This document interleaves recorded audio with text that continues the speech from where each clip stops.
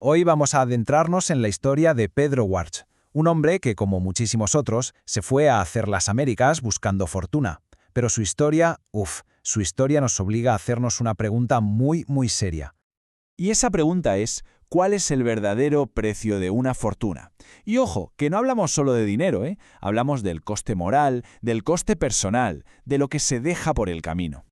En el caso de Pedro Warch, la respuesta le llegó de la forma más brutal posible, en medio de una tormenta y entre los restos de un naufragio. Un momento, un solo momento que lo cambió todo para siempre. Vale, empecemos por el principio, una apuesta a la desesperada, porque para entender a Pedro primero tenemos que entender de qué huía, el mundo que quería dejar atrás a toda costa. A ver, Pedro era lo que se llamaba un indiano, una figura súper típica de la época, ¿no? El joven ambicioso que se iba a hacer las Américas. El sueño, claro, era volver forrado de dinero, pero la realidad era otra cosa, era brutal. Poquísimos lo lograban, la mayoría o volvía sin nada, o volvía enfermo, o directamente no volvía. Y ahí lo tenemos, un joven Pedro que, en contra de lo que le decía su padre, se sube a un barco. Su objetivo era clarísimo, huir de la miseria y empezar de cero. Lo que no se imaginaba ni de lejos es el precio que iba a tener que pagar por esa fortuna que tanto ansiaba. Bueno, pues aquí es donde la historia da un vuelco tremendo. El destino le pone delante una oportunidad única, pero viene envuelta en una tragedia y en un dilema moral que es sinceramente espeluznante. Hay que imaginarse la escena, una tormenta salvaje, de las que destrozan todo. Y después de la calma, en una playa perdida, Pedro se encuentra con los restos de un barco. Pero lo importante no es el barco, es lo que había dentro. El barco se llamaba The White Star y venía de Senegal, y en su manifiesto una cifra que te hiela la sangre. Transportaba a 424 personas esclavizadas. Y aquí es donde toma la decisión que lo define todo. De ese infierno consigue rescatar a 221 supervivientes. Y los vende, así, sin más. El dinero de esa venta es literalmente la primera piedra de su gigantesco imperio. De la noche a la mañana pasa de ser un completo don nadie a un señor respetado. Es que él mismo lo piensa, recordando los versos de Quevedo.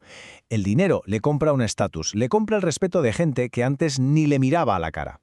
Con ese primer capital, un capital manchado de sangre, Pedro no para. Al contrario, se destapa como un empresario increíble y levanta un auténtico imperio, un imperio construido sobre el azúcar. Y su ambición no tenía límites. Primero, compra una finca enorme en Puerto Rico que estaba en la ruina, una apuesta de altísimo riesgo. Luego monta allí un ingenio azucarero con la última tecnología, una pasada para la época. Y el resultado, pues, se convierte en uno de los mayores productores de azúcar de todas las Antillas. Un éxito rotundo. Todo el mundo le admiraba, claro. Era el ejemplo del hombre hecho a sí mismo, un tipo con visión de negocio. Pero nosotros sabemos la verdad, ¿no? Que todo ese imperio, toda esa admiración, se sostenía sobre una base muy oscura. Ahora vamos a ver la otra cara de la moneda, cómo ese secreto, esa decisión inicial le pudre la vida por dentro. Porque mientras sus negocios crecen, su familia y su mundo personal se vienen abajo.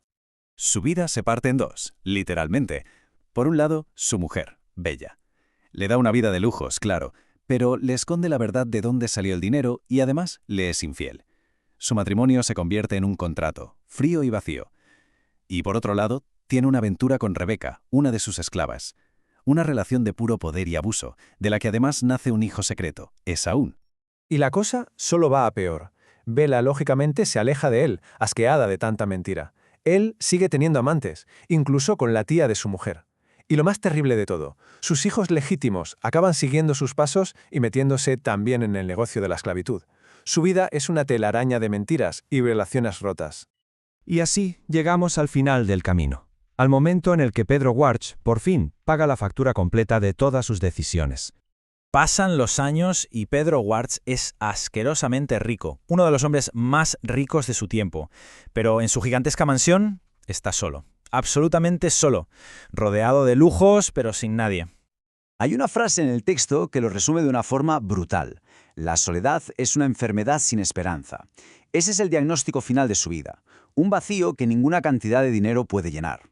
Y fijaos en esto, sus últimos días se los pasa así, escribiendo cartas que nunca llega a enviar, atrapado en sus recuerdos, obsesionado con las decisiones que tomó y con el hombre que podría haber sido, pero que nunca fue.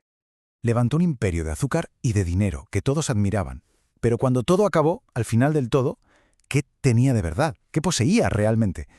La historia de Pedro Warch nos deja ahí, con esa pregunta flotando en el aire, una reflexión brutal sobre lo que de verdad importa.